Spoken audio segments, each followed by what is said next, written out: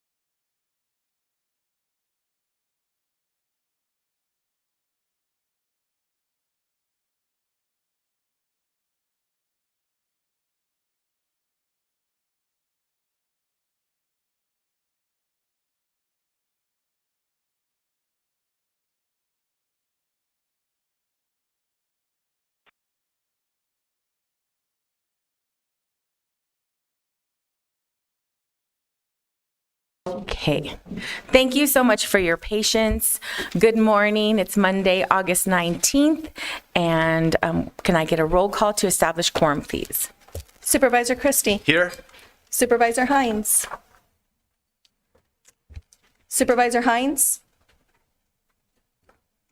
Supervisor Lee. Here. Supervisor Scott. Here. Chair Grijalva. Here. Supervisor Hines, are you connected? Let the record show Supervisor Hines is not present. All other board members are present. Thank you so much. We are honored today to welcome 3 TUSD Tucson High students. If I can ask Karina, Jimena, and Christopher to please come up because they're going to lead us in the pledge. So there's that mic. And then if you can just introduce yourselves, and I know both of you, all 3 of you are members of STUCO, so talk about your offices a little bit. Great. And you can pull the mic down. Okay, cool. Yep, it's adjustable. Good morning, everybody. We're very happy to be here on behalf of Tucson High Magnet School. My name is Karina Holguin. I serve as student body president of Tucson High, and I'm a senior. Yay. Good morning. My name is Jimena Aguayo. I'm student body vice president at Tucson High Magnet School. Hi, my name is Christopher Ledesma. I am activities ambassador at Tucson High Magnet School. And what year are you? I'm a junior, sorry. And what year are you? I'm a senior. Yay, okay. Thank you so much for being here. I know that it's taking time out of your school day to come, so we're going to get through this so you can get back to school. And thank you for leading us in the pledge. And so whenever you're ready, we'll get started. Ready, guys? I pledge allegiance to the flag of the United States of America and to the republic for which it stands, one nation, under God, indivisible, with liberty and justice for all. Thank you. Thank you so much. And I also want to thank Principal Kathy Comstock, who's here and was your Uber driver to get you here. So thank you so much. We also do have another Tucson High item coming up, so hang out for that one. Okay, thank you. And now we have the land acknowledgement statement that will be read by Liza Grant. Do you want to come up here? And she's the Menlo Park Neighborhood Association member and historian. And we're waiting for your Lisa grant. I know. I don't know why. The Z always throws me. Yeah. Thank you, Lisa, for being here. Yes, my name is Lisa Grant, and I've been a Menlo Park resident for the better part of my 65 years. I live in my grandmother's house. She bought the house when the neighborhood was still redlined and wouldn't allow Hispanics to buy property in Menlo Park. So I currently live there, and my mom, Lillian Lopez Grant, was very active in the neighborhood association, and she led Dia de San Juan for many, many years. Her last Dia de San Juan was in 2017. She passed away that October, and the following year I took up the arms and have been doing it since for the last 6 years. I spent 5 years as the secretary at the Menlo Park Neighborhood Association, and this last year I was voted as a historian/newsletter person. And I currently work helping unhoused veterans here in the community. I'll go ahead and read the land acknowledgement. On behalf of Pima County residents, we honor the tribal nations who have served as caretakers of this land from time immemorial and respectfully acknowledge the ancestral homelands of the Tohono O'odham Nation and the multi-millennial presence of the Pascua Yaqui tribe within Pima County. Consistent with Pima County's commitment to diversity and inclusion, we strive toward building equal partnerships and relationships with Arizona's tribal nations. Thank you so Thank much you for for being inviting here me. and for all of your work to make our community better. Thank you. Really appreciate you. Pause for pause. You can hear this little puppy sort of crying all day.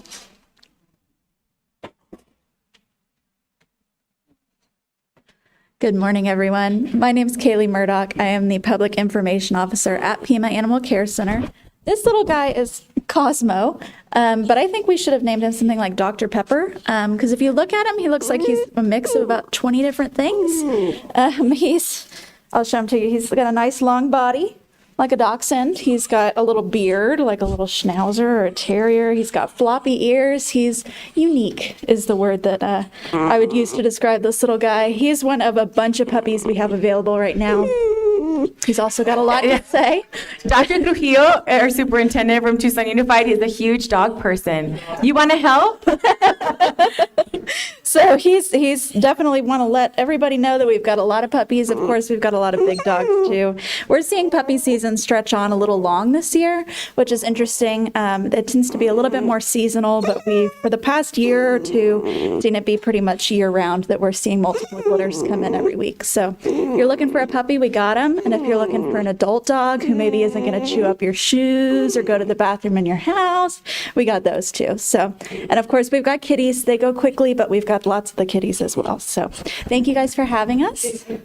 And Cosmo would love to see you at PAC. Oh my gosh, thank you. Chair Grihela? Yes. For the record, Supervisor Hines has joined the meeting. He is participating remotely. Thank you. And so now we're going to jump to the addendum because we have a presentation there. Madam Chair. Yeah. Oh, I'm sorry. You told me and I paused. I'm sorry. Supervisor Christie had asked me for a moment of personal privilege. Supervisor Christie. Thank you, Madam Chair. I want to acknowledge and remember today on behalf of the family that Paul Marsh passed away on Friday at home with his family. Paul Marsh was a longtime Republican. He served as a Pima County District 4 supervisor, this district, and was a driving force behind the Veterans Cemetery in Marana. And he was also inducted in the Arizona Veterans Hall of Fame a few years ago, and I had the pleasure and privilege of presenting him with a certificate of appreciation prior to his passing, and spoke at length with him shortly thereafter.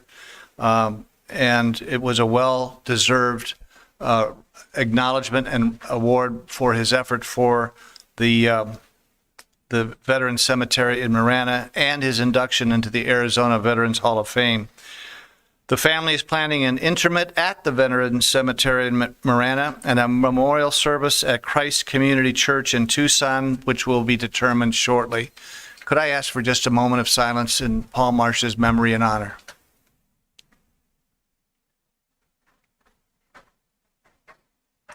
Thank you. Thank you, Madam Chair. Thank you, and our condolences to the Marsh family. And thank you for saying something about him and his service to our Pima County community. Okay, now we're going to go on to the presentation of proclamation. We're going to have a little crowd up here. We have Rick Villegas, Gloria Villegas, Jerry Strutz, Margie Strutz, the Tucson High School Badger Foundation, Kathy Comstock, who's the principal at Tucson High, and we have our superintendent, Dr. Trujillo of Tucson Unified School District. And then, we have some students. And I think we have some Badger graduates on the dais. I'm not sure. Yeah. We have some very proud Badgers up here, our County Administrator Jan Lesher and Deputy Civil Officer, or our Attorney Sam Brown. So you want to go ahead and come on up? Oh, and we have I'll make the motion to pass the proclamation. Second. A motion and a second, and this is to declare the week of October 14th through the 20th to be Tucson High Magnet School Week. All those in favor say aye. Aye. Opposed? Item passes unanimously. Thank you.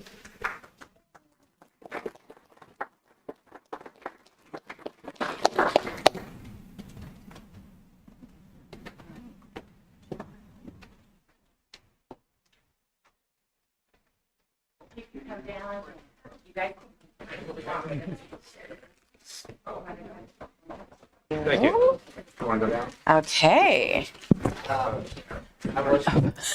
We can give you smaller ones if you'd like. Oh, no.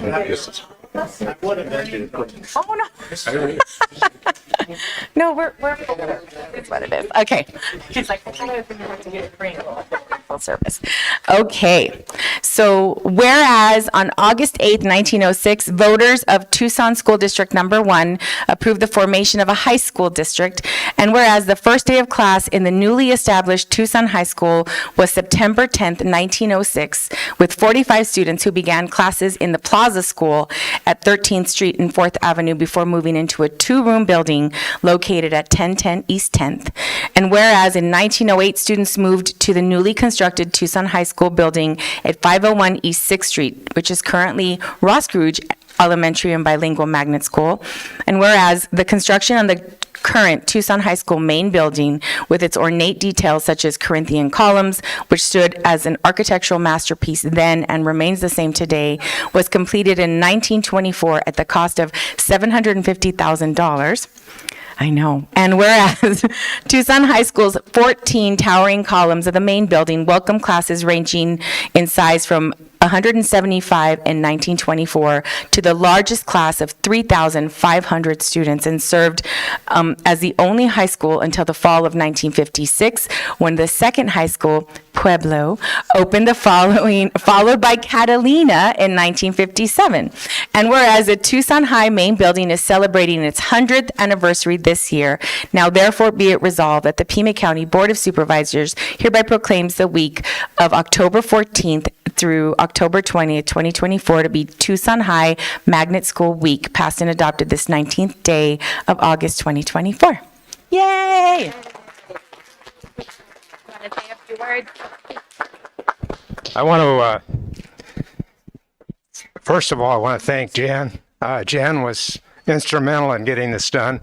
I also want to thank the entire board for having us here and giving us this proclamation.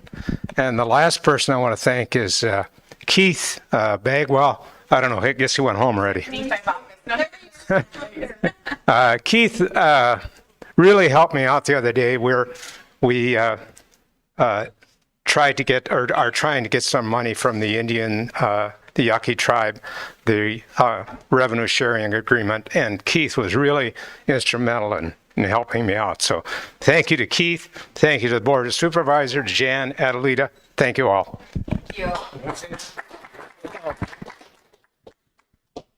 In a moment, I'll hand it to our proud principal, but first and foremost, I want to thank the Pima County Board of Supervisors, and I want to thank the citizens of Pima County for this wonderful recognition here.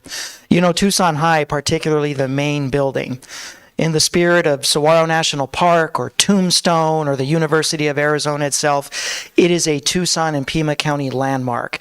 And what the Board of Supervisors has done this morning is not just recognize a landmark, it is recognize the amazing leaders, politicians, doctors, lawyers, athletes, performance artists, civic leaders that have come out of that building, some of whom sit on this dais here this morning.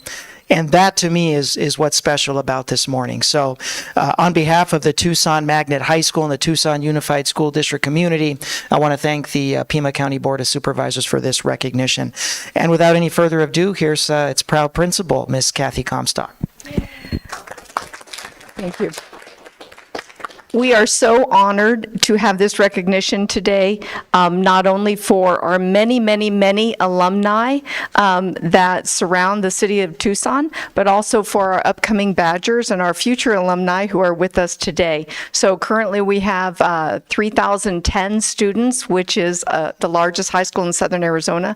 We're very, very proud of it. And every time you walk through the halls of the main, it's like going into a who's who of Tucson, Arizona. It's a humbling experience. It's a beautiful building, and it's a wonderful institution and legacy. So thank you so much for this honor. We're very, very proud and very happy with Tucson High Magnet School. We're going to take a quick group picture. Oh, I'm sorry. Sure. I would get in trouble, and I would be remiss if I did not mention that my 93-year-old mother-in-law, Mary Helen Powers, graduated from Tucson High in the class of 1948. She has wonderful memories of it, and she shares them with us, and she loved Tucson High. Yep. So, yeah, that is the one thing about this community. When you're around people who are Badgers, they let you know all the time. So it's great. Yeah. So can we get a great? Do you want to say something? No. You're a very proud Badger. Are we good? Yeah, sure. Thank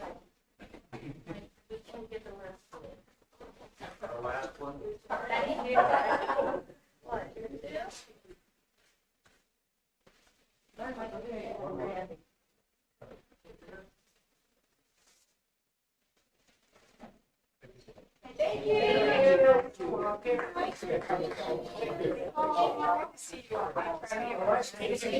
Oh my gosh. I'm 50 years ago. Thank you. Congratulations. Thank you so much for being here. Welcome for 20 times. Okay. Thank you. I know you're trying to stop by your time. Thank you. Congratulations. You know, yeah, that was on my. Is that right? Yeah. Oh, my sister went there as well. I did 60 years ago. Okay, my oldest is graduated 4 years. Wow. Well, they probably need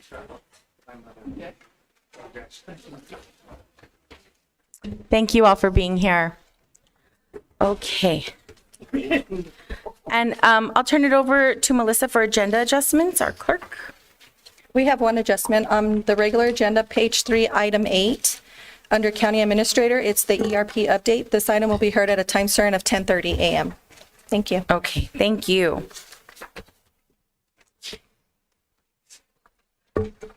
Okay, now we're back on the regular agenda for a call to the public. Citizens attending the meeting shall observe rules of propriety, decorum, and good conduct. Any person making personal, impertinent, or slanderous remarks or who becomes boisterous while addressing the board may be removed by the sergeant at arms if directed by the chair. Such person may be barred from further audience before the board. Unauthorized remarks from the audience, stomping of feet, whistling, yells, or similar demonstrations shall not be permitted by the chair, who may direct offenders from the hearing room. With that, we have 2 speakers, so each speaker will have 3 minutes. John Backer and Melissa Tusero, and then if anyone else wishes to put in a call to the public, feel free. Okay, so John?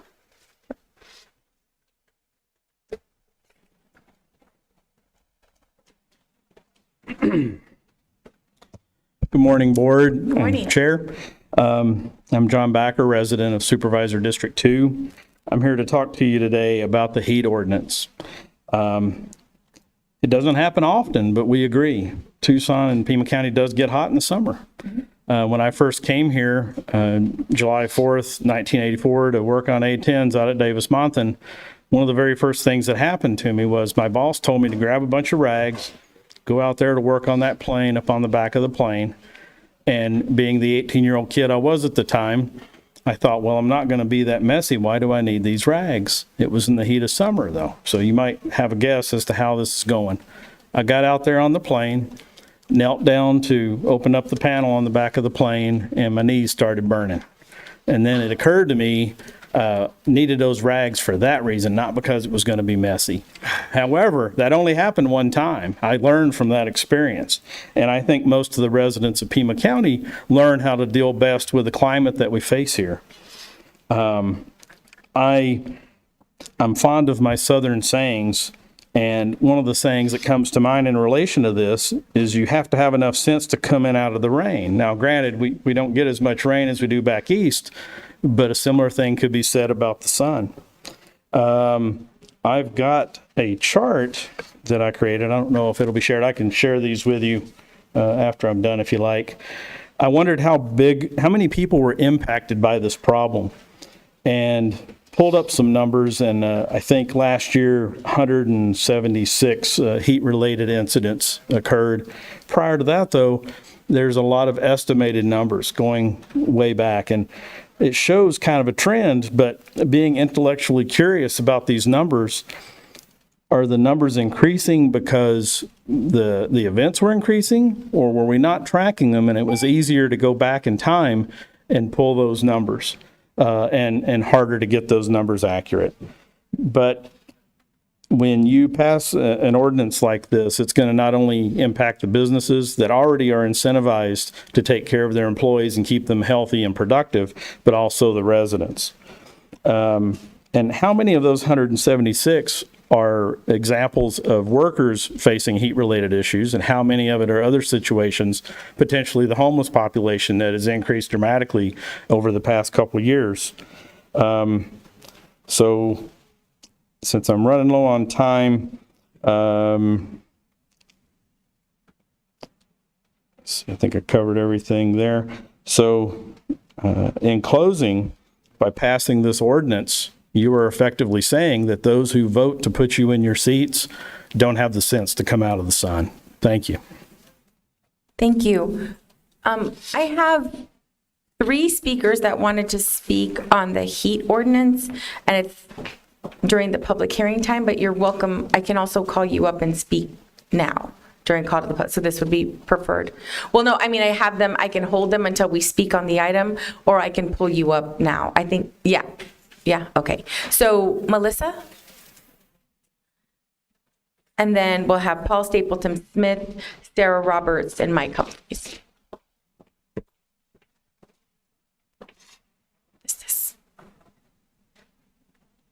Okay.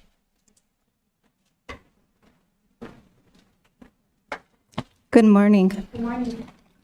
My name is Melissa. I live on the borderline of Pima and Pinal County, depending on who you ask. There is absolutely no excuse for such vile acts to be available for anyone to be seen or displayed or in someone's footprint. You would be wrong to assume that me, or anybody, that some people care more about the public's false perception of them, rather having the chance to be able to make sure that these acts are not able to happen altogether, and these crimes just be stopped. I have been dealing with capital surveillance, and I have been dealing with capital surveillance for over 6 years. It should be obvious that I know exactly how monitoring works. So I am here today to be living proof that while such technology exists, why is it not being used to put such heinous crimes, the abuse of children, and such content from being sold on the black web? Sorry, I meant the web with an E. I would trust this workforce development to be as it claims, had I not, by the grace of God, avoided being trafficked when I was set up at a new job. June 11th. Coincidentally, Trump's sentencing date. So what agency does the Chevron deference refer to when defining who the cartel is? And if it sounds conspiratorial for trafficking to be funded by the state, then why does a library agreement have a 3-page human trafficking agreement? You expect me to believe that you all are out here doing the Lord's work to house people when you can't do so much as open the doors to already vacant buildings all across the town where homeless people are sleeping on the floor outside. If Pima is so confident in its decisions and people should just do better, all it would have taken was one person to communicate. Instead, I get harassed by FISA for asking a question during class, which was most appropriate since we were talking about federal funding. I had to make a dissent to bring forth the reality of the technology that exists today. And instead of being used for the right reasons, it's being mobilized against people who will stop at nothing to make sure that these crimes stop. I'm sorry, excuse me, I'm learning grace.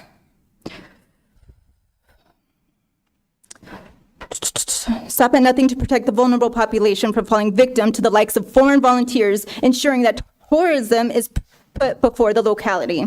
I cannot be ashamed of my struggles because who else would report on things like cameras inside of the showers at CRC and other devices employed by your programming schemes, enabling property to be sold under the guise of Tucson Water? Why is nobody talking about the foreign investors, these foreign asset managers? Thank you. Thank you. Paul Stapleton Smith, followed by Sarah Roberts and Mike Humphreys. And Madam Chair, we certainly would be glad to wait until item 34. But if I'm, yes, ma'am. Thank you. And I'm here again, as I was most recently, to thank you, to thank the staff. Speaking to the heat ordinance, and there was a gentleman earlier who talked about data, and that is at the core of what we're after in terms of our heat protection practices on an ongoing basis, that we have data that is collected in a timely fashion, reported in a timely fashion, and it has real integrity. And significantly, our commitment and the commitment of this board and the staff as we develop this is that on an ongoing basis, we'll work with a variety of agencies. We've been working with OSHA, we've been working with ADOSH here, and we will continue to do that, as well as our Pima County Health Department and significantly City of Tucson and City of Phoenix. This is, to be clear, a statewide effort by some of the finest organizing folks and elected folks to do the best to prevent needless injuries and deaths for workers, certainly, but ultimately for the entire community. So I hope that's sufficient, and I'm just so delighted and grateful for the commitment that everybody has on this board to doing the best by our people, using the best medical science, as Dr. Matt Hines has suggested to us previously. We keep learning about medicine and prevention, and we need to keep applying that as we go forward at every step. So thank you again, and we look forward to having a really terrific effort to protect our people. Thank you. Thank you. Sarah Roberts? Hi, good morning. My name is Sarah Roberts, and I'm actually on the steering committee of the Josefina Ahumada Southside Workers Center. So I'm representing the Worker Center members.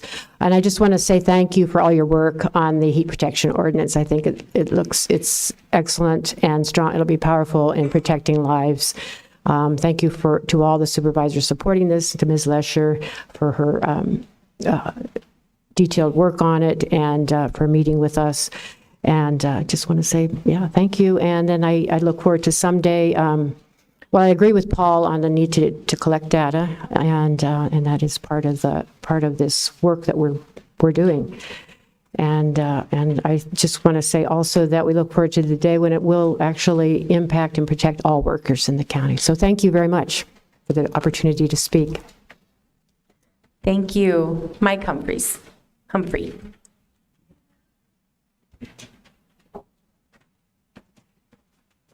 Good morning. To see you guys again. Thank you for allowing me to speak to the Board of Supervisors this morning. My name is Mike Humphrey. I'm Vice President of the Board of Health, and I'm coming here to speak for myself and for Charles Joffrin, who is the President of the Board of Health, on item 34, which is the workplace safety heat ordinance. Research in recent years shows that the climate is warming. This is a particular concern in southern Arizona and Pima County as it impacts the health of our community. Above average temperatures, severe storms, occasional flooding, and at times the smoke from regional and even distant wildfires result in added costs from rescue service response and emergency department hospital care. Major efforts are underway to better understand the effects of heat on the human body, especially for those who work out of doors in summer, including farm workers, road, roofing, and construction crews, and landscapers, all who are at high risk of heat exhaustion or smoke. In addition, there is concern for the unhoused and for those who do not have and cannot afford the cost of air conditioning. Higher average nighttime temperatures add stress, especially to the elderly and those with comorbidities and recovering from daytime heat exposure. Current Pima County policies providing cooling stations are an essential response to these demanding environmental challenges. Your Board of Health will continue to work with the Pima County Health Department and county leadership to identify procedures that best provide for community health and protection in response to these unavoidable climate trends. Thank you for this consideration. Thank you. Thank you. Thank you for being here. With that, if there are no other people who wish to speak to call to the public, I'm going to go ahead and close the call to the public and ask my colleagues if they wish to ask staff to review a matter, ask that a matter be put on a future agenda, or respond to a criticism. Okay, so now we're going to go to item number 34. So we have people here for different items, so let me ask if it's okay with my colleagues to do 34, 35, and 38 in that order, since we have people that are here for those. No objection, we'll go ahead and jump to that. So we're at item number 34, and this is a hearing for code text amendment. I'm going to go ahead and turn it over to County Administrator Lesher. There has been a revised ordinance, and so can speak to some of that, please. Thank you, Chair Grijalva and members of the board. Yes, we've been working with the Board of Health and representatives about this health ordinance and looking for some tweaks recently. And one of the concerns that was brought to us was that initial drafts that came to the board talked about outdoor work sites. And it has been pointed out on more than one occasion that work sites are hot, whether they're inside or outside, and can still be impacted by heat. We had, there were documents that you received earlier, previous iterations of these that referred to environments and such. And we had amended all of the documents to include outdoor worksite and then to include a definition of outdoor worksite to be everything. And I think simply to be sure that we're clear about the intent, I think first I would suggest that if there is a motion today to adopt this, that it be amended to simply read work sites, and without specifying indoor or outdoor at this point. I also just want to reiterate that at this point, the heat ordinance covers county employees. And those are covered by some administrative procedures, and it would affect any future business, any contractor that wished to do business with Pima County in the future. It would be part of a procurement process for the future. This ordinance does not, we are not looking to overreach into all businesses at this point, but starting with our own population, looking to work with the city of Tucson and others for their employees, and then people who choose to do business in the future. Thank you. So with that, I'm going to go ahead and move ordinance number 2024-10 of the Board of Supervisors of Pima County, Arizona, related to workplace heat safety, amending the Pima County Code by adding a new chapter 11.40 to the Pima County Procurement Code, and then making the suggested amendment to this item to just include work sites as opposed to being very specific about outdoor work sites. Second. And I'll close the public hearing. And, Second. And I have a second by, did you second Supervisor Hines? There was a delay. I'm sorry. Yeah, I could hear both of you. I'm like, but his is a delay. Yeah. So second by Supervisor Hines, and then we'll open it up for discussion from the board. Chair Grijalva. Yes, Supervisor Scott. A couple of things. First of all, I'd appreciate it if the board could be updated as needed by staff in terms of the processes that are unfolding at the federal level with the new OSHA regulations. If we could get updates on those as you're hearing them from our Washington team or through whatever other means. And then the ordinance refers to how staff will work to develop internal protocols for ensuring that the implementation of this ordinance moves forward, especially with businesses that contract with the county. Given that implementation is going to be crucial, would love it if the board could see some examples of those internal protocols as they are developed. Thank you, Chair Gerhold. Madam Chair? Supervisor Christie. We've heard a couple of times from the county administrator just recently right now and in previous meetings that she has given assurance that this ordinance does not go into the private sector businesses, but only in county employees and contractors doing business with county employees. And I just want one more assurance that that is the intended purpose. Thank you. Chair Grijalva, Supervisor Christie, of the documents before you today, yes, sir, that is the intended purpose. And I do have a troubling recollection that whenever these were brought up in this manner, you would add at the very end, as yet, not into the public sector or the private sector. We heard speakers today, the three individuals who spoke in favor of it, wanting the entire heat ordinance expanded into all workers in Pima County, which again is troubling because it goes against what you are saying, Madam Administrator, that it's only applying to county workers and to contractors and not into the private sector. But it seems to me that the ultimate desire is that eventually it's going to include all workers in Pima County, regardless if they're contractors, employees, but specifically in the private sector. So I'm concerned that if anything that is brought before this board, that it again is reiterated that this will not affect private sector employers or workers, and this is strictly designated for Pima County employees and contractors. Chair Grijalva, Supervisor Christie, that is the intent of the documents before you today, yes, sir. Thank you, Madam Chair. Thank you, Ms. Lesher. Anyone else want to speak on the issue? Okay, I have a statement. I'm very proud that Pima County is the first county in Arizona to adopt a heat safety ordinance, and that this is a document of such high quality that can serve as a model for other jurisdictions.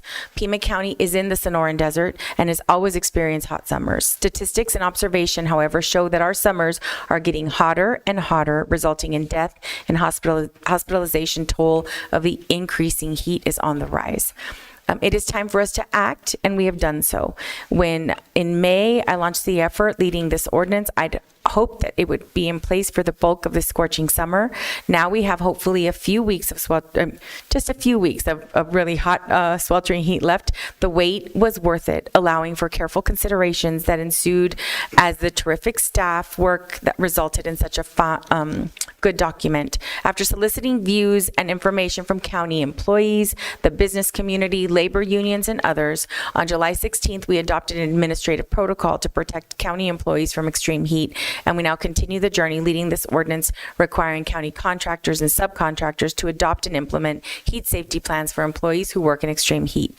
This ordinance spells out in detail what is required in those plans so contractors know precisely what is needed, and they will not wonder if they've done enough or argue with county about plan details. It took many iterations and a lot of work to get this excellent final product, and I want to thank Administrator Lesher, Deputy Administrator Dr. Francisco Garcia, Chief Civil Deputy County Attorney Sam Brown for their support of this effort, the support and proposals of our Arizona Attorney General Chris Mays for strengthening this ordinance were invaluable and much appreciated. To be applauded for their outstanding hands-on work of crafting this landmark ordinance are Sarah Davis, Senior Advisor to the County Administrator, John Pickney, Deputy County Attorney. Madam Chair? Yes, and thank you all. You bringing the Attorney General's statement and letter to fruition, to the forefront here.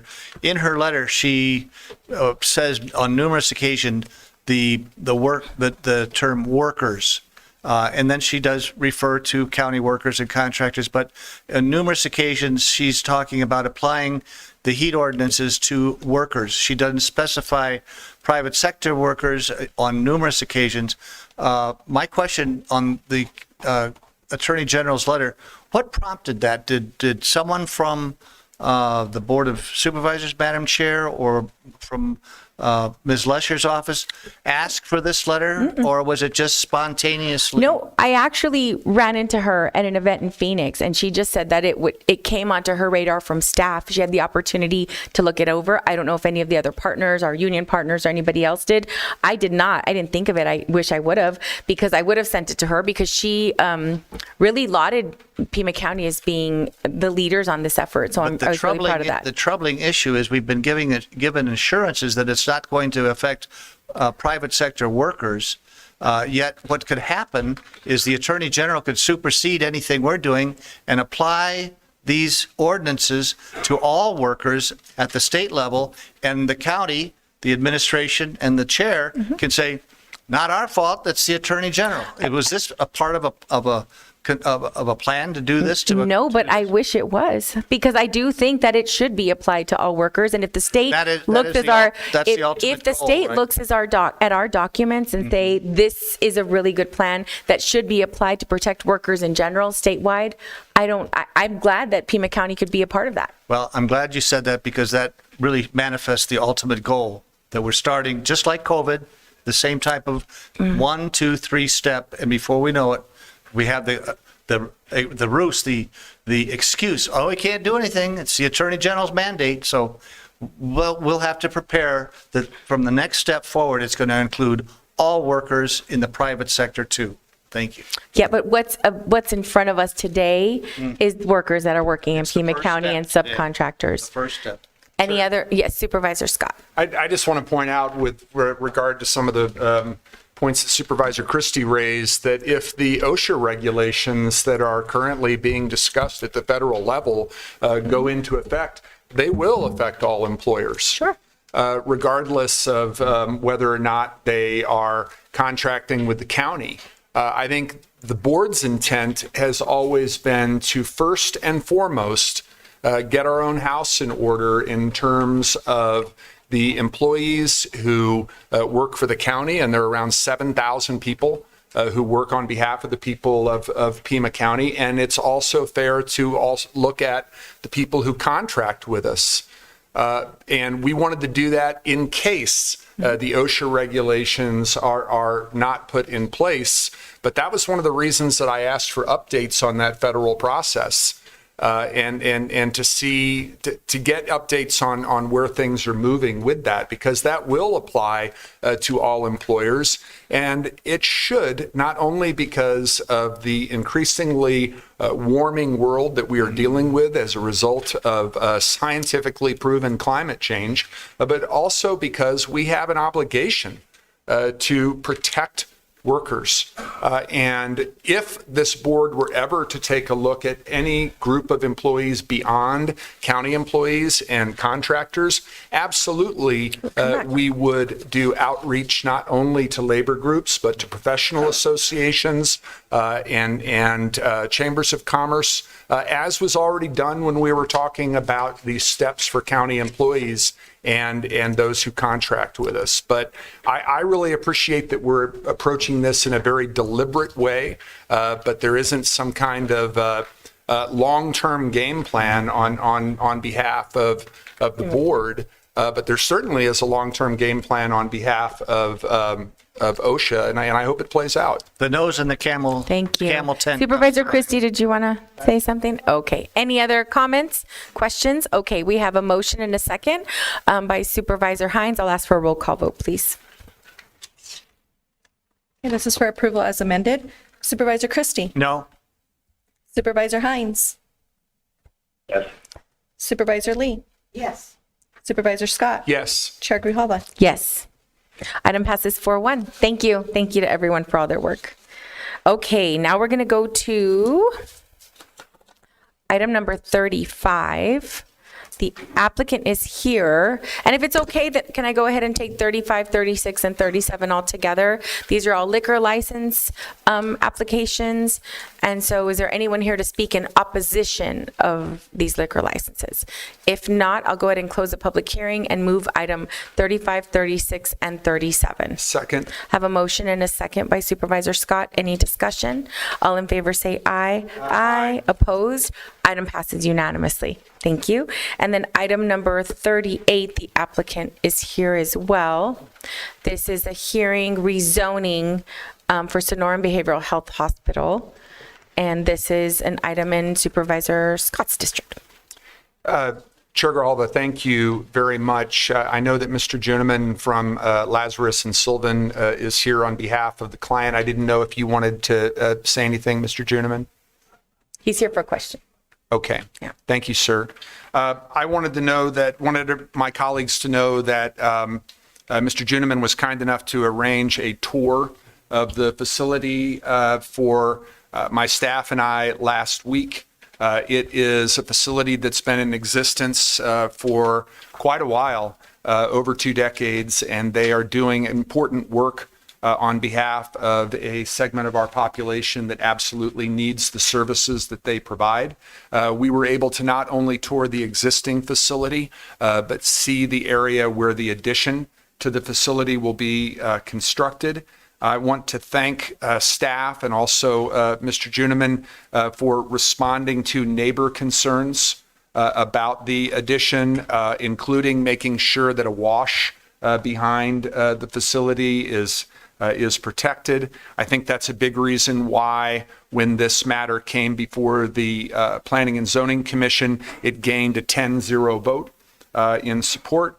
So with that, I would move that we close the public hearing and join the Planning and Zoning Commission and staff to approve this rezoning subject to modified standard and special conditions. I'll second. Have a motion and a second. Any other discussion? All in favor say aye. Aye. Opposed? Item passes unanimously. Thank you. We also have our Pima County Treasurer, Mr. Ackerley, is here for item number 41. So can we jump to that one? Okay. So this is a hearing for school district tax levies resolution. Did you have a presentation or you're just here to answer questions? Okay. So do you want to speak? Okay, go ahead, sir. Good morning, Chair Grijalva and board members. So what you have before you is a resolution that you probably never see before and hopefully will never see again. It is a resolution that will help. It's a part one of a 2-part fix to a mess that the legislature made a while back. There are 5 school districts in Pima County that don't have high school. In fact, 2 of them don't have any schools at all. Reddington and Empire are simply transportation districts. The other 3, San Fernando, Altar Valley, and Continental School District, have K-8 programs, but they don't have any high school programs. And for years and years and years, their arrangement was to pay tuition to a neighboring district for their students. The legislature, in their wisdom, in 2001, or 21 or 22, decided they were going to change that dynamic. And rather than those school districts making a tuition arrangement with other school districts, they said, let's just collect from them a levy equal to the average amount of high school students times their number of high school students, and the neighboring districts will just count those students in their enrollment, and so we won't have to do this tuition transfer. It was a nice idea, but they forgot to work out the details. So for tax year 2023, there were 2 major problems that affected us in Pima County with this legislation. The first being that those districts, and I'll touch on this in just a second, that were also subject to a minimum QTR, the minimum qualifying tax rate, got charged twice for their high school students. And the other problem was where they told us to direct the money to didn't exist anymore. So basically what happened is in 2023, you guys adopted an additional $2 million levy onto Continental and about a $900,000 levy onto Altar Valley. We collected that money, had no place to send it, because the legislation had directed it to go to county equalization, but the legislature had zeroed out county equalization in previous budgets, so that mechanism didn't exist. So we held on to the money until this legislative session, when they passed an emergency session and said, okay, county treasurers, if you wouldn't mind, please direct that money to the state and we'll put it in the equalization pot at the state. But they didn't just say county treasurers do it. They said Board of Supervisors direct the county treasurers to do it. And so hence the resolution in front of you to direct me to send the money that I've collected for that levy to the state to go into the equalization pot. And then for the most part, the districts will be square. The money that we collected for that levy last year will go to the state, right? And they've worked out another kinks. The second part of the fix you will be doing when you adopt the levy later on this afternoon. And that is those districts that were subject to the minimum qualifying tax rate, in addition to it, I said paid twice. And basically what that comes down to, the district that affects in Pima County is the Continental School District. Their assessed value to student population is one of them amongst the highest in the state. So there's a provision in state law that says if you're a school district, you will pay a minimum tax. For the Continental School District, that comes out to a levy of about $7.5 million. So in 2021, Continental School District, they need a $5 million operating budget. They collected $2 million for high school students and paid that money in tuition to Sarita, and then collected an additional about $500,000 to send to the state for their equalization pot. In 2023, however, they took their $5 million for their budget.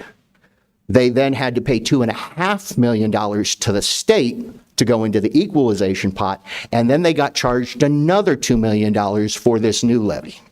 So what the legislature did in the budget was say, okay, well, we're going to take that money that you double paid for those minimum QTR districts in 2023 and subtract it from your levy in 2024. So this year, the Continental Elementary School Districts, again, about $5.5 million for their own budget, about $2 million in this new tuition levy, plus an additional, I think it's $700,000 to get up to the minimum tax rate, would set their levy at $7.5 million thereabout. They're going to subtract $2 million from that. And so their total levy is just around $6 million for this coming year.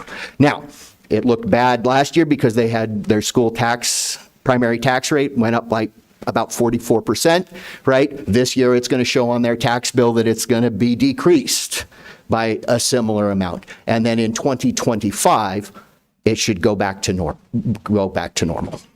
So that being said, this is the fix that allows me to send the money to the state to put into the equalization pot. Later, when you adopt the tax levy, you'll adopt the reduction to the Continental Elementary School District to make them whole for the money that they overpaid last year. And with that, I'm happy to answer any questions. Okay. Supervisor Christie. Mr. Ackler, thank you for that explanation, but are the residents going to get a refund?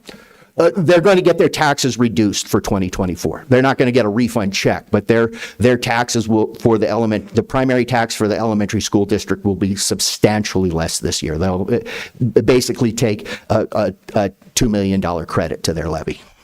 Thank you, Madam Chair. Any other questions? Chair Grijalva. Supervisor Scott. Treasurer Ackerley, I know you've been working on this matter for a long time because it came up in discussions when we were considering your appointment to fill out the balance of Treasurer Ford's term. Which members of the legislature were most helpful in terms of moving this matter forward?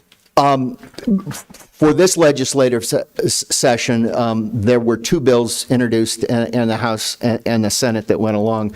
The chair of the House Education Committee, Representative Pingrelli, and then Senator Gowan on the other side. And they had differing views. Chair Pingrelli's solution was to try to fix the problem. Senator Gowan's bill was just to revert back to what it was. They decided not to revert back to the way it was, and they worked on Chair Pingrelli's bill, and it had several there were several other fixes that needed to be made. These were the two biggest issues that impacted Pima County, but this made a mess of a lot of different things. And then in the end, Representative Griffin and Senator Gowan were instrumental in getting amendments to both the bill and the budget reconciliation bill that passed in order to do make the taxpayers whole. Madam Chair, just Supervisor Christie. real quickly, as you know, this is quite an issue in Green Valley, and I'm sure that you will be notifying the situation to the residents down there on several venues. Yes. Yes. I plan to address the Continental School Board at their next board meeting.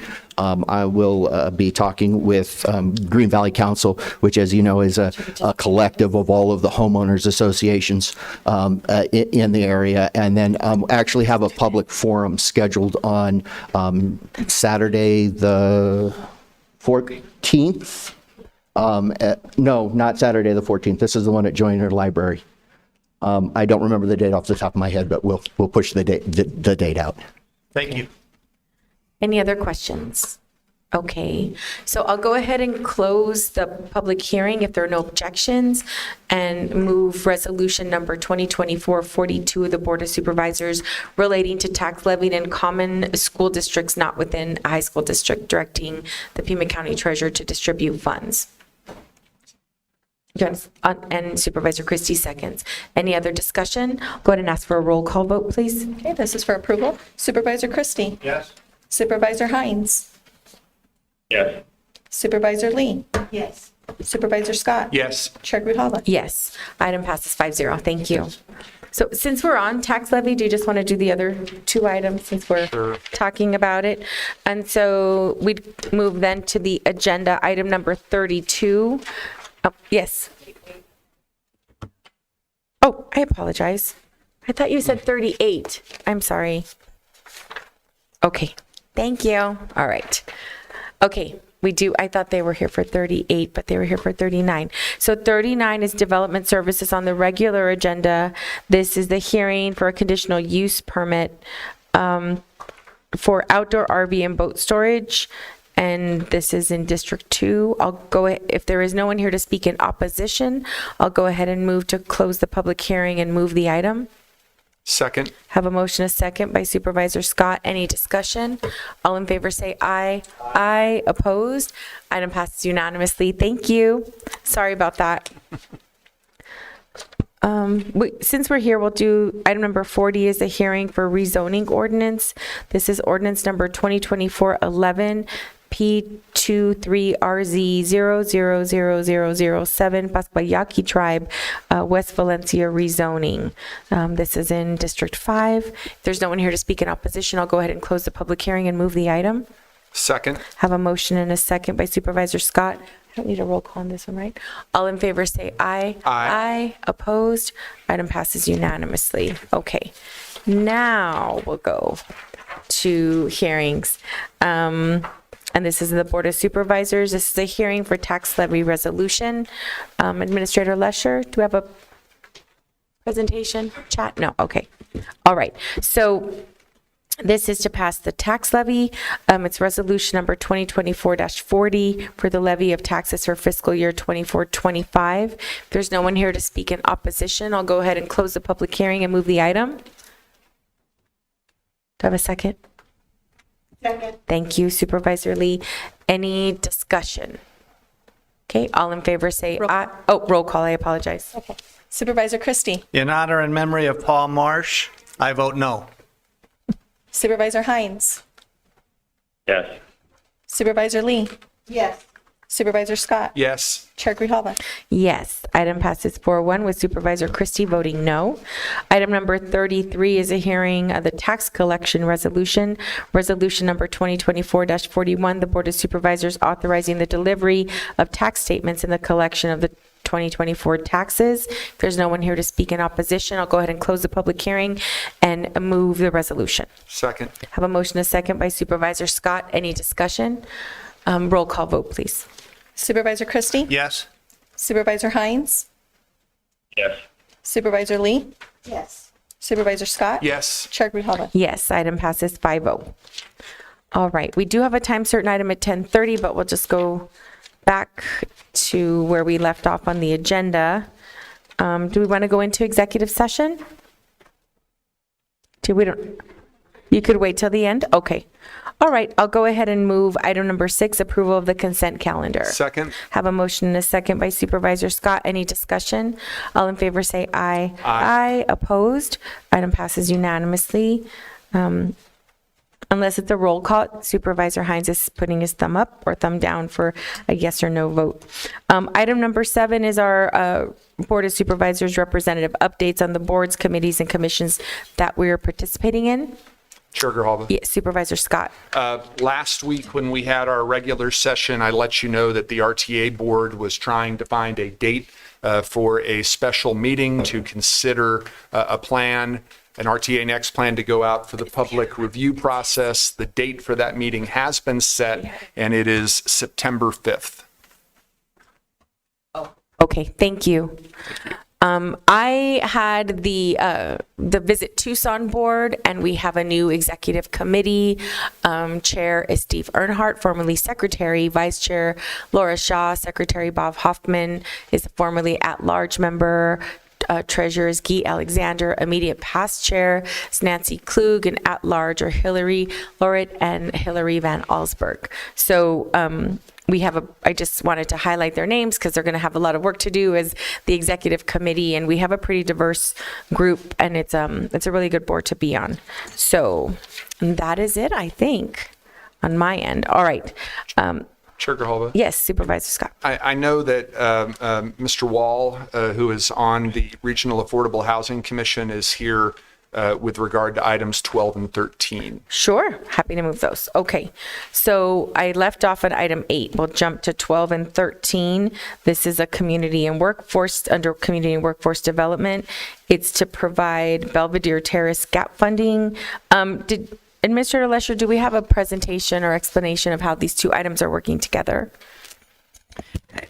Thank you, Chair Grijalva, and I'll ask Deputy County Administrator Garcia to explain why you have two separate items on this. Thank you. Thank you, Dr. Garcia. Thank you, Chair Grijalva, Administrator Lesher. So this is a first and very important contract that we're bringing to you for the gap funding that was directed by this board. This was submitted as two separate items, items 12 and 13, in order to facilitate the funding of this Belvedere Terrace project, and per your direction on March 5th.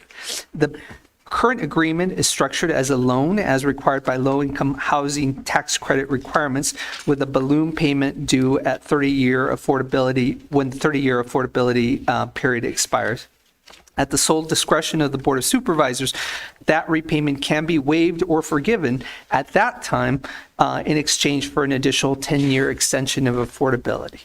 Although these two agenda items really constitute one agreement, it appears as two separate items due to this structure. The loan itself is, as per the advice of finance, is set up as with a separate contract number in the county's Workday financial system, and the revenue side is listed separately. So both items are necessary to be passed in order to effectuate the actual award that was approved by this board. Any questions or comments? So I do have a problem with 12 and 13 because they use public money to benefit a for-profit development company, and the appearance to outside observers of this practice and all the kind of machinations we have to do to make it legal can appear very negative. The proposed allocation of money to this project is for affordable housing, and it troubles me to think that some of the funding is going to a for-profit company rather than to more fully benefit low-income residents seeking shelter they can afford. It also troubles me, and I'm trying to say this as respectfully as possible, but we have it in other commissions as well, where we have people that are on the commissions that directly benefit, whether it is We have it in for the Horse Racing Commission. We have it in fair housing. We have people that are getting the contracts that are being generated out of these committees, and I find that problematic. And recusing, I know that Mr. Wall recused himself from the formal decision-making on the funding allocations, but there can appear to be some sort of advantage to being a part of the committee that's creating the all of the, the RFPs, the request for proposals. So I would strongly prefer that these valuable and inadequate affordable housing funds go to community nonprofits in a transparent, straightforward manner. And for those reasons, although I truly believe that we do need more affordable housing, are the reasons why I'll be voting no on agenda items 12 and 13. Madam Chair. Supervisor Christie. Dr. Garcia, could you speak to any kind of requirements in this whole proposal that deal with rent control? Sir, the way that this agreement is structured is assures the affordability of the housing stock of those units. It is not rent control per se, which is not allowed. Mr. Wall is here in the audience and can actually speak to that particular issue. Mr. Wall, did you want to come forward? Please. Thank you. Thank you. Thank you very much.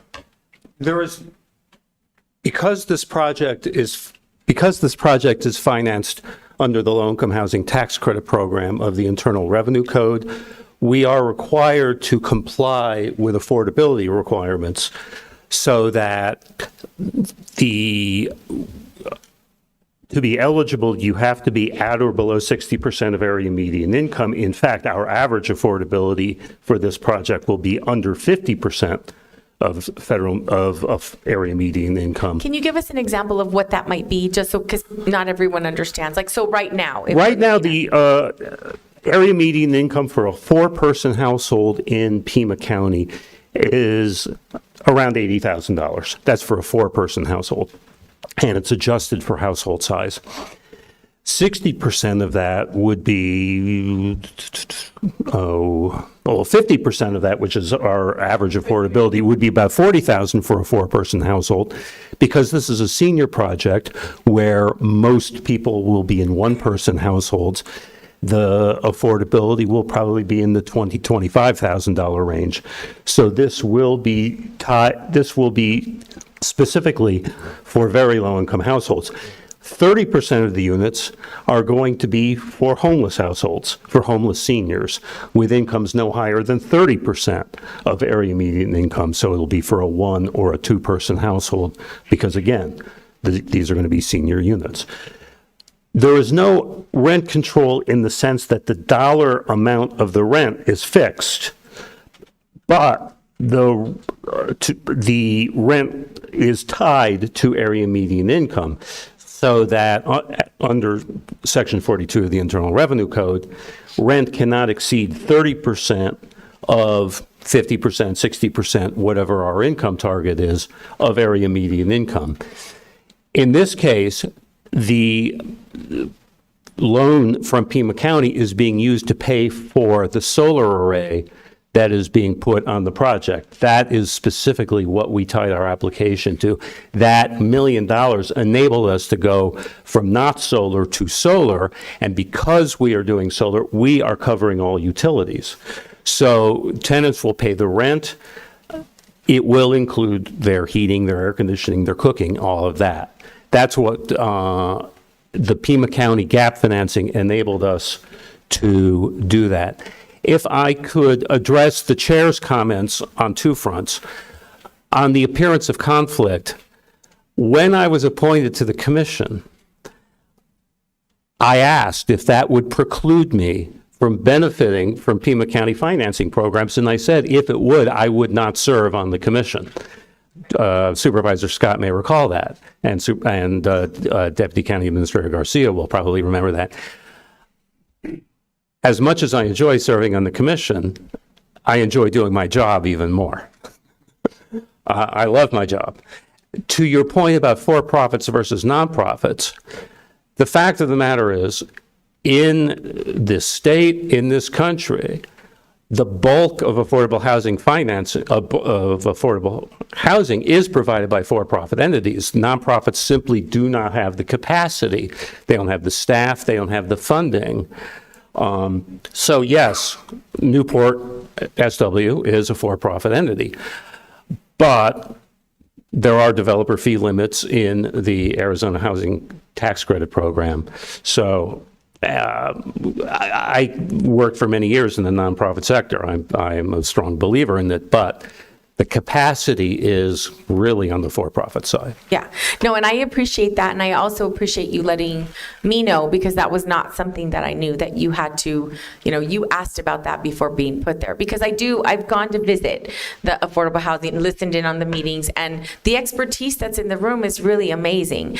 For me, it's difficult because we have such a small amount of money. Mm-hmm. The $5 million is so, for the problem, it's so little. And so for us to have to do this in 2 votes, even kind of going over it to a lay person, it's just difficult to sort of have people understand that this is a process that is completely legal and there is no conflict. And so that's my issue, but I do appreciate it.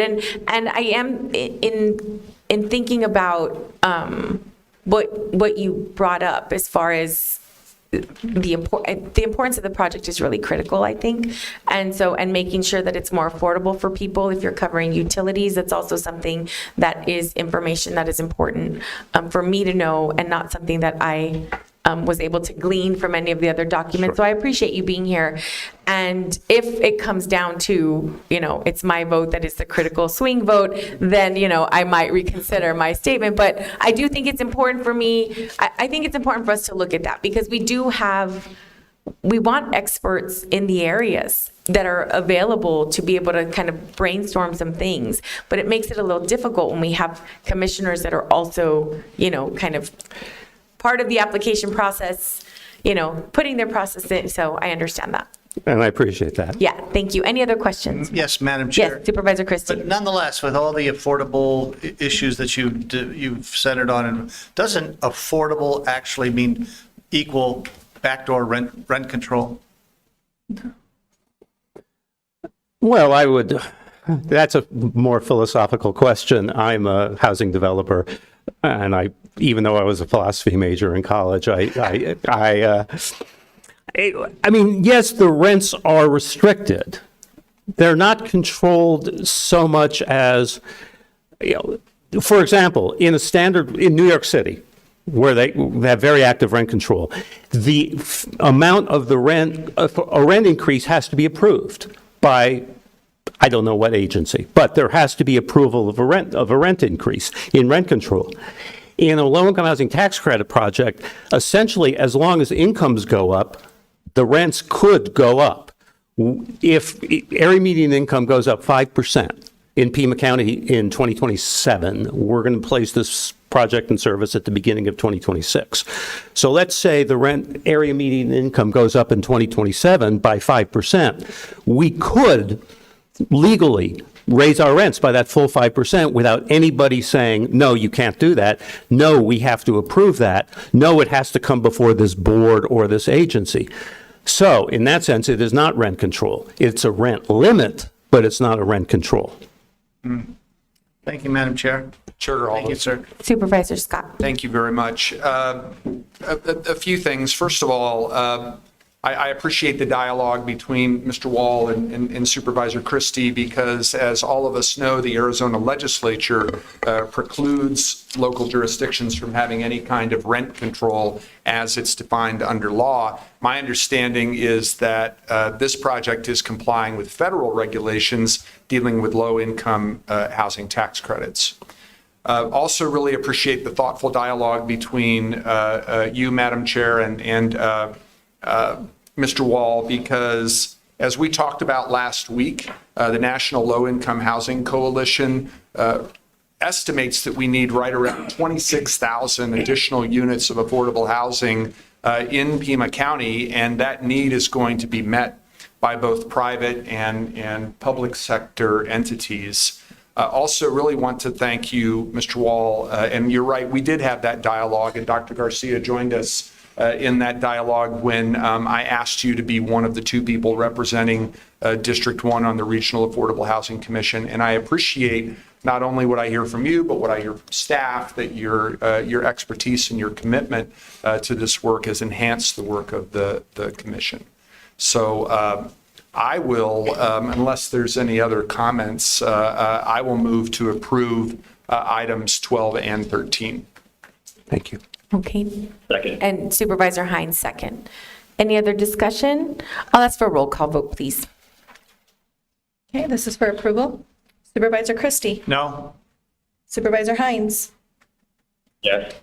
Supervisor Lee. Yes. Supervisor Scott. Yes. Chair Grijalva. Yes. It was the seniors, as the housing for seniors, that I think is so critically important. It really is, yeah. No, you just didn't want to vote with me. We're starting a habit here that I'm not sure I have to. No, it really is. I appreciate you being here. Okay, so item passes 4-1. Thank you. Anyone else waiting for an item that? Okay, now we'll go back, right? Where are we going? Okay, I think it's item number 8, correct? Okay, we have a time certain at 10:30. Do we want to take a real quick break? Okay.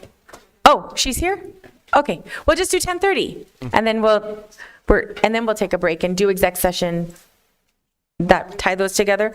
Okay, so the item certain was item number 8. There we are. All right. So it's Pima County Enterprise Resource Planning Update. Administrator Lesher. Thank you very much, Chair Grijalva. With you today is Nancy Cole, who has been leading our enterprise resource process and is here today to provide an update. Thank you.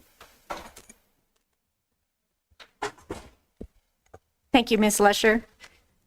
Chair Grijalva, Board of Supervisors. So today we have a quick presentation for an update on the Pima 1 project. And let's go ahead to the next slide. Just a reminder, I always put this slide in. It has a lot of information, but since we're sharing this with the public, we always want to kind of define what an ERP is, an Enterprise Resource Planning System, and how we're applying it here at Pima County. And this shows you our 2 phases, phase 1, financial and work management, and then we have phase 2, human resources management. Okay? And here's our timeline. We looked at this the last time we did a report to the board. And you could see July was a very important month for us. We went live with the system for financials. We were expecting about 1,000 users at that point for that finance system. And at the same time, we were taking the HCM, or human resources, along into our end-to-end testing. So these are both critical junctures for each phase, and we continue moving along towards our goal of being fully implemented by December of 2024. All right, the next slide.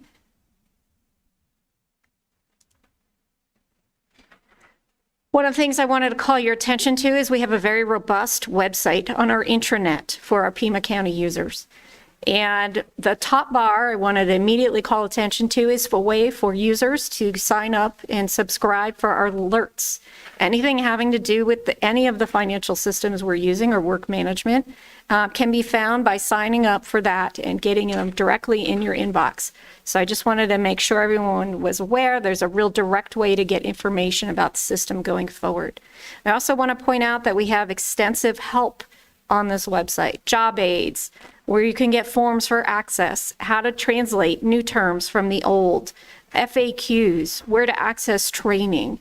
And there is a help button at the bottom of the page that's also important. So if we go to that next page, here you can see that once you click on that Get Help button, you have several choices, and one of them is to put in a ticket to a services portal. This portal is specific for Pima 1, and as you request a service, you pick the software that you have an issue with, and then once you're in there, you have many, many choices relating to maybe I can't get access, or maybe I need to change my role, or maybe I need help with invoicing, or maybe I need help with procurement. And so this is specific to Pima 1, all of the software that we have, and it's a way to get direct help, both with ITD support as the backbone and with subject matter experts who helped implement the project all along, who are helping solve the employees' problems as we go. Next slide. So this is an example. We're tracking what types of questions come up. We're going to point out in the first 2 weeks, almost all of our questions were, I can't get in. How do I get in? I'm not sure what role I should have, right? And so not very many questions in those first 2 weeks, right? And then as we ramped up, you could see the next 2 weeks after that, there was a significant increase in tickets in our system, and they were more deeper dive. How do I do this? How do I access this? How do I find that? And we continue to move forward with helping those users find answers to those questions. You can see that the majority of questions are relating to Workday. That is the financial backbone Workday. Many of our users in Maximo were very familiar with Maximo, so there's a much smaller amount.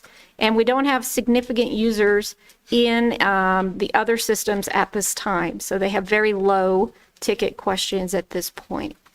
You can also see we put in here how we resolve them week by week. And it took us a little while to start resolving. And now you can see we've ramped up to a much more significant number of resolved issues moving forward. Okay, next slide. Here are just some stats. As we were live for the 4 weeks between 7/15 and 8/12, we've had over 2,000 unique employee logins.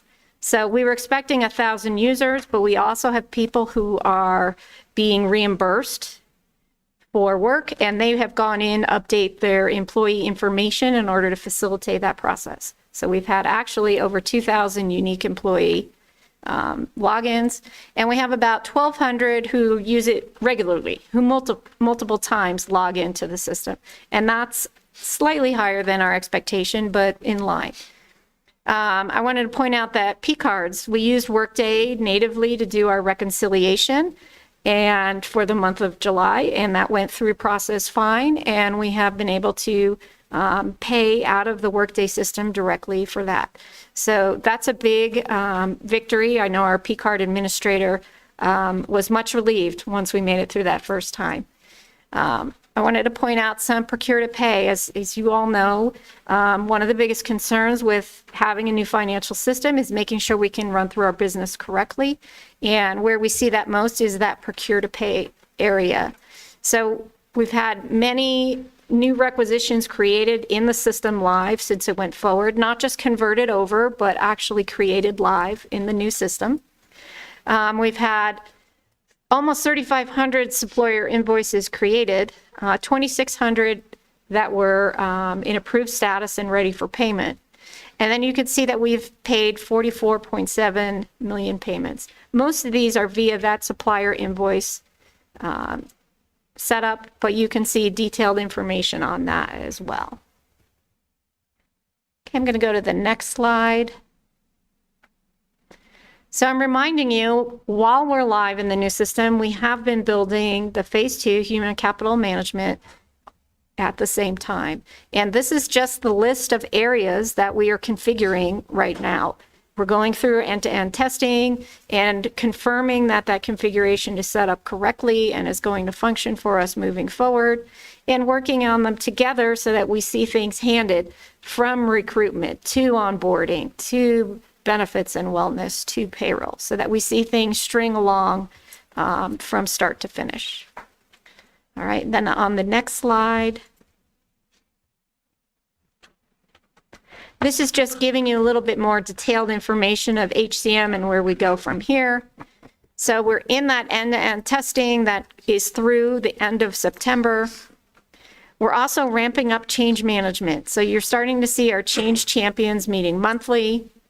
And we are starting to go through our next round of Pima 1 roadshows with all departments and elected officials. And we're giving an update, a deeper dive into the HR while we do this. We'll also be asking for phase 1 lessons learned so that we can continue to modify and improve on that system as we go forward. And then finally, training. Training is the next big issue, because remember, HR is going to have all of our employees, over 7,000 people, using this on a regular basis, and we need to be prepared. In order to handle that, we have a slightly different training plan. We will be using a train the trainer to build competency and expertise in each area, as well as direct user training. And then because the finance system is live, we can literally get everyone in the system before we're ready to do that first go live timesheet in December.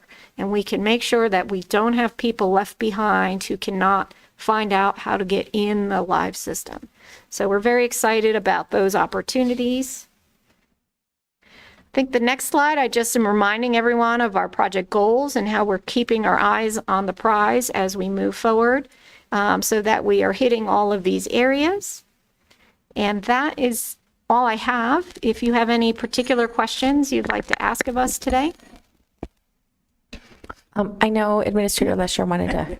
Chair Grijalva, thank you. And again, a reminder that this has been a multi-year project and that unfortunately we go through an end-of-life reboot of all of our systems and they can be extraordinarily disruptive. But I think that Ms. Cole and the team have done an amazing job making sure that it is as painless as possible. And we recognize, we're getting people paid, we're getting the systems up to date, and we're already spending quite a bit of time making sure that as we get to the end of the year and all of our employees are moving over to the new system, that they do so without any kind of hitch in the giddy up on that. So thank you again to Ms. Cole and the entire team on this, and to everyone for their patience as we move through it. Thank you. Thank you. Questions? Okay. Well, thank you. Thank you for coming and giving us an update. All right. So with that, we want to go ahead and go have a motion to go into executive session. So moved. And I'll second. Any discussion? All in favor say aye. Aye. Opposed? Item passes unanimously, and then we'll just we'll be back when exec's over. Thank you.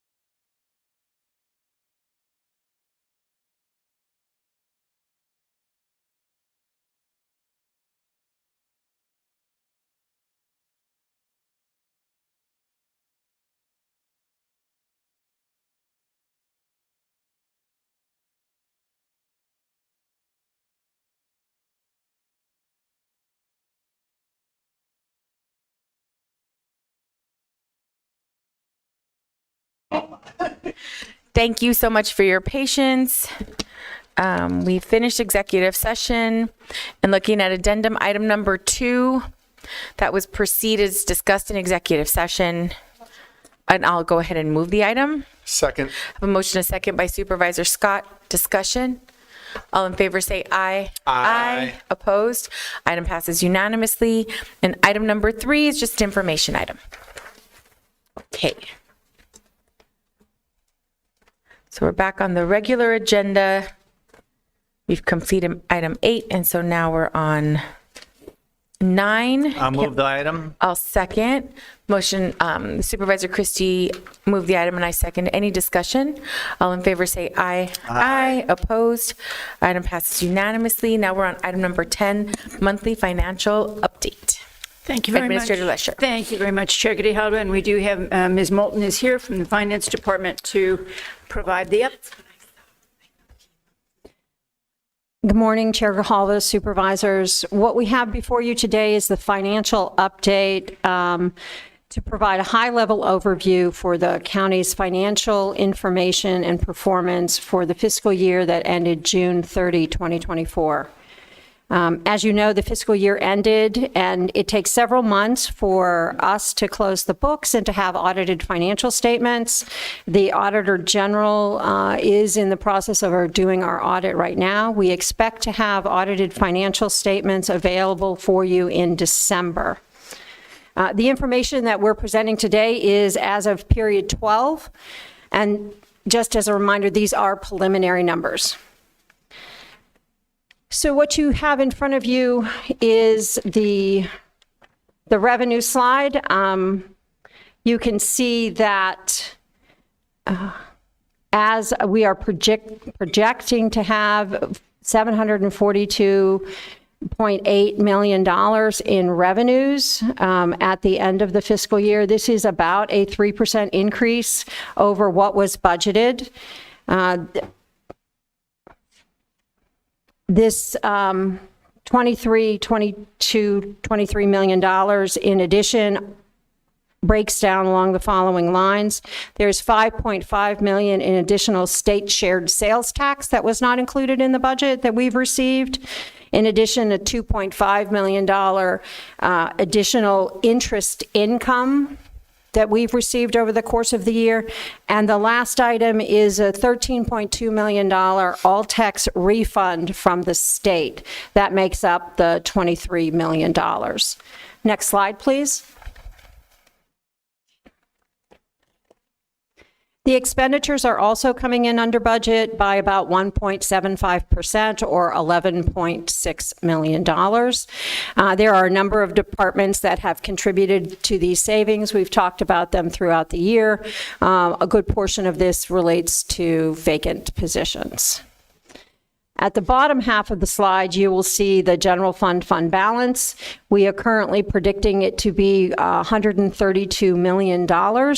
Of that, the breakdown for that is $98 million is being set aside as part of the fund balance reserve as stipulated in Board Policy D22.14. That leaves $34.1 million in unrestricted available general fund balance. $27.4 million of that was allocated during the fiscal year 25 budget process to various activities in the current fiscal year. At the July board meeting, the board also allocated $1.4 million of additional funds to affordable housing and $4.1 million to the general fund contingency fund, leaving us a balance of $1.2 million in available unrestricted fund balance.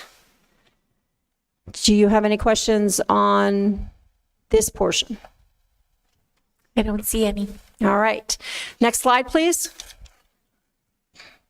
This last slide is a comparison of the forecast completed in March, which is where we based our budget, and where we actually stand now. So as you can see, we had projected to have $735 million worth of revenue, and we came in slightly higher than that, about 1%, of $742 million. This is almost completely attributed to the second all-tax refund that we received.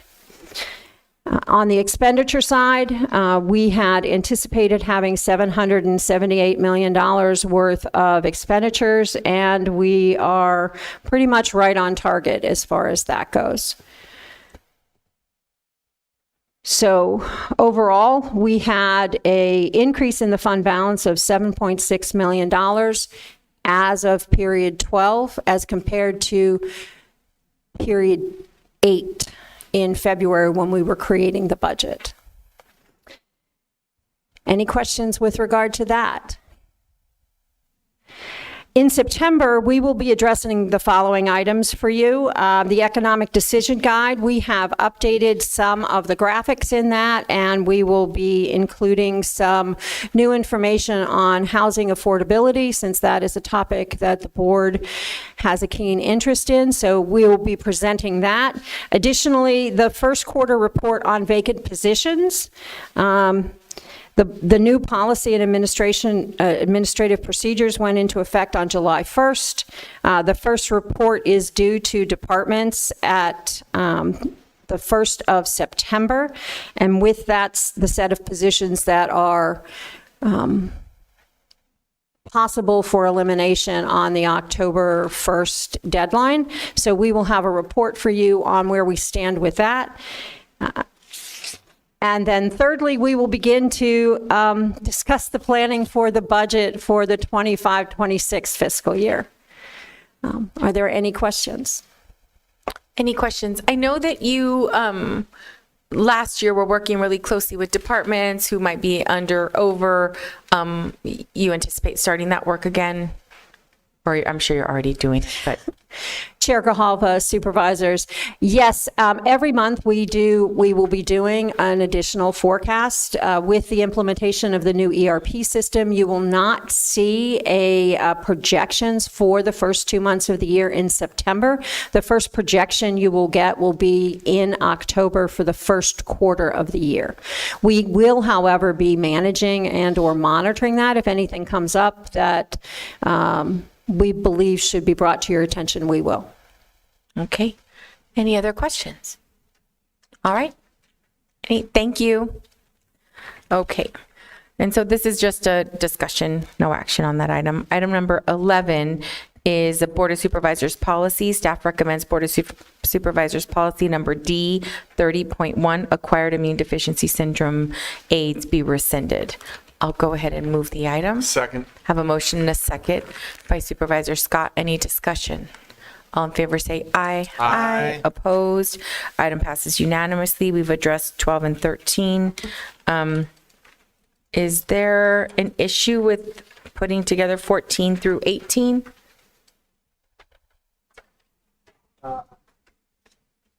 Madam Chair, Yes, just for Supervisor. purposes of my voting, I'd like to take 18 out. But 18 separately? Separately. Okay. All right. So the only question that I had is, well, never mind. Okay, we'll go ahead and move the items 14 through 17. Second. I have a motion, a second by Supervisor Scott. I would just, on item number 15, I just want to know, this has been an ongoing litigation. I'm wondering if we have a timeline that can be provided at any point.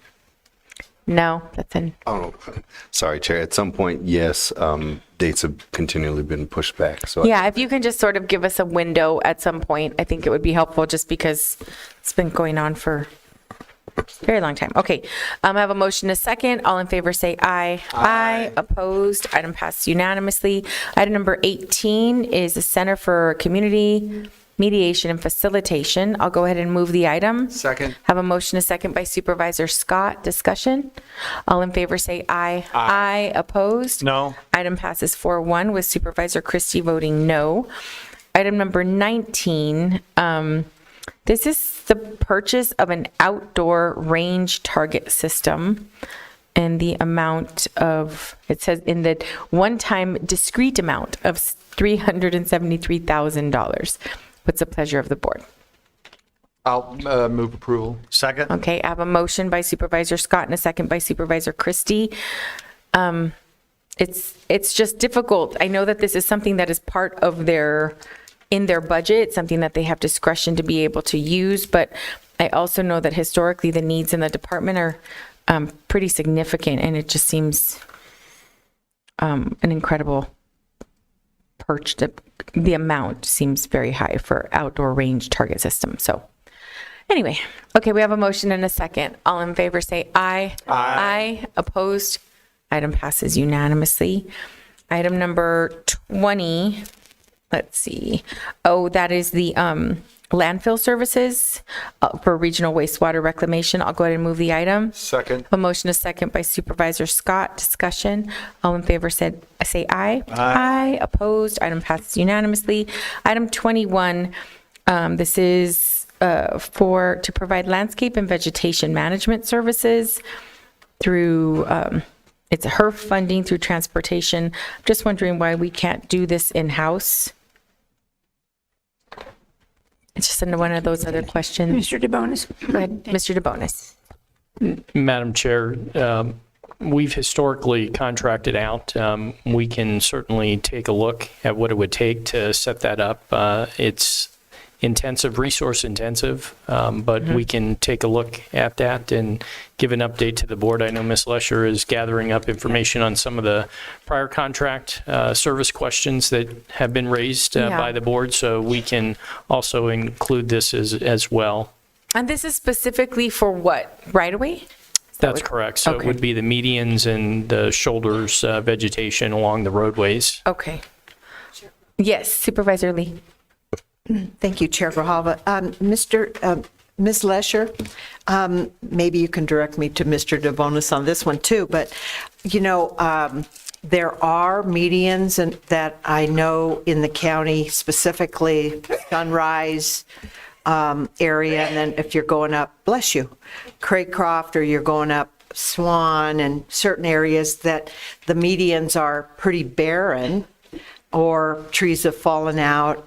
And, one of the things that I was so happy to see is when we leave the airport, that main drive on Tucson Boulevard is sponsored by a number of different private entities. And I thought, have we ever thought of that? Because that's a big way to save money, and it'll also allow us to have really nice medians that are sponsored by private business. Yeah, Madam Chair and Supervisor Lee, so we do have volunteer programs. So Adopt a Roadway is one of those volunteer programs where citizens come out and they do cleanup of those medians. We have a very successful program down in Green Valley, so that has been organized through the Green Valley Council. It's called Median Green. They have taken on an active role of not only maintaining medians, but planting vegetation in the medians. They have artwork as well, situated at different areas throughout the Green Valley community. So those are all options that we can take a look at.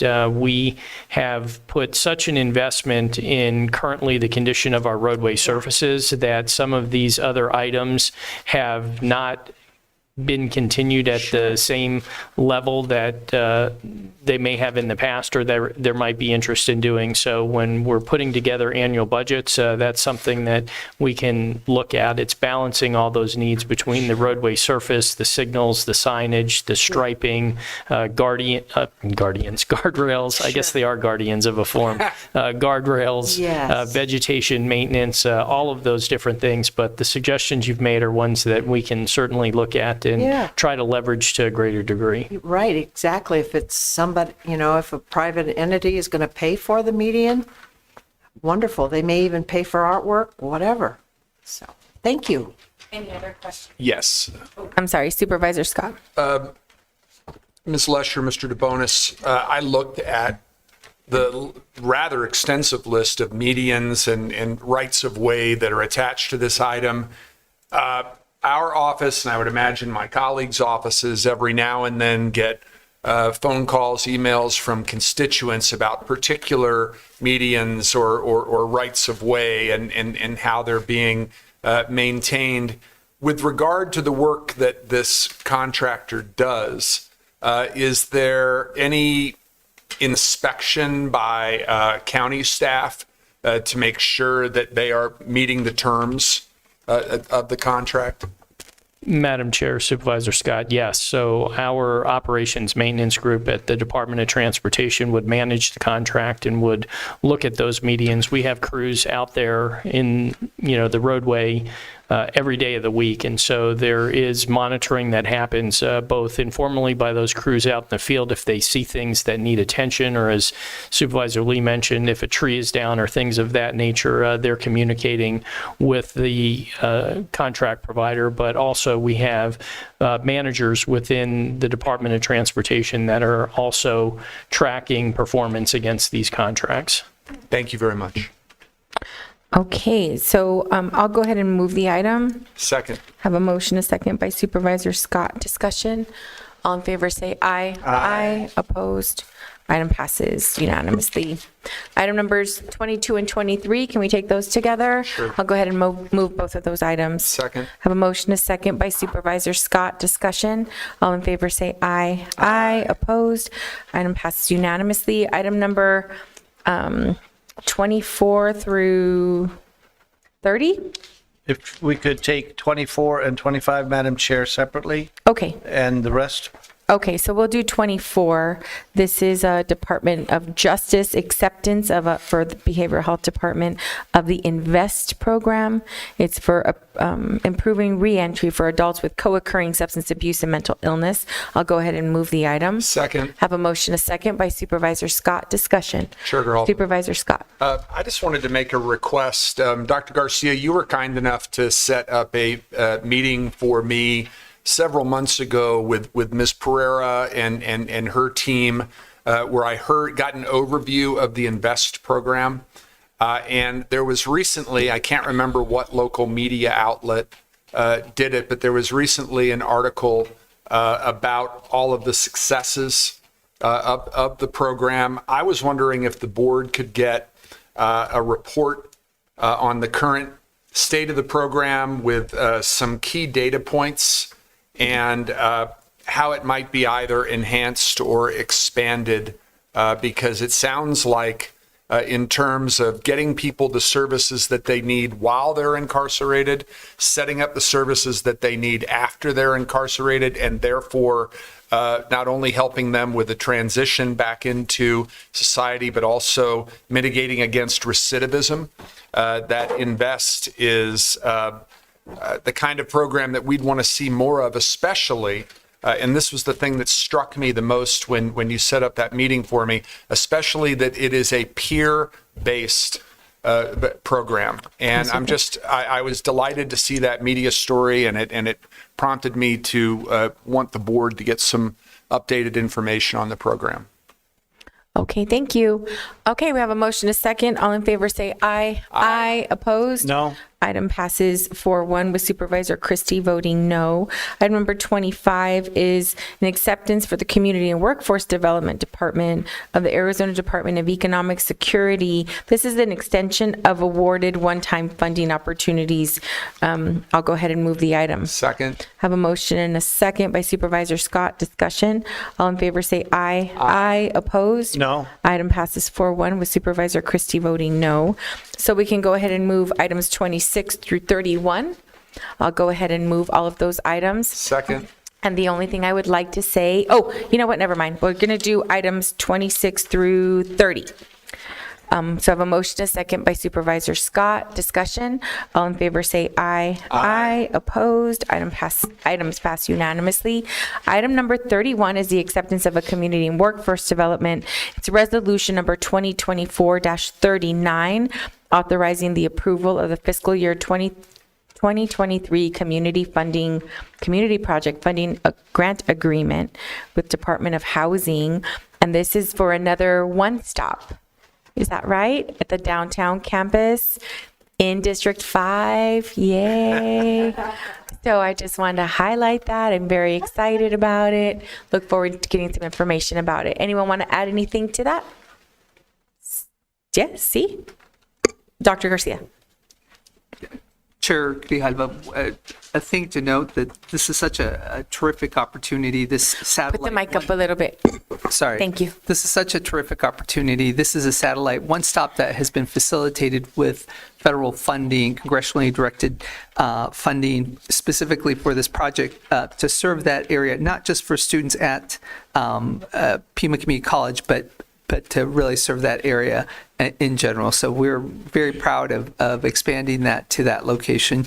And the infusion of these resources will allow us to do the capital improvements that are needed in order to set this up.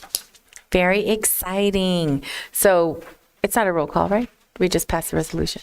I know. I'll move the item. Second. A motion, a second by Supervisor Scott. Any discussion? All in favor say aye. Aye. Opposed? Item passes unanimously. We've addressed, no way. Let's just make sure, everyone. Oh my gosh. Our meeting is adjourned. Hooray. Thank you all. Look at that.